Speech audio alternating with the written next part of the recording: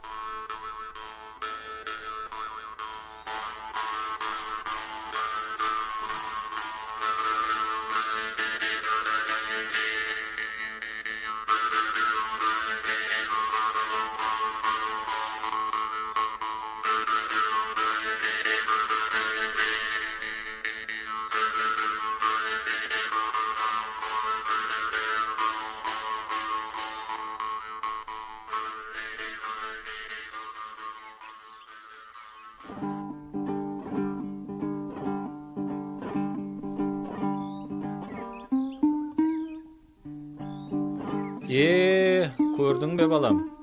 Жаңа тағаны бір ғана еліп алуға ерінген едің. Енді сол тағаға алған құрманы аламын деп, бір еңкеюдің орнына 10 еңкейдің.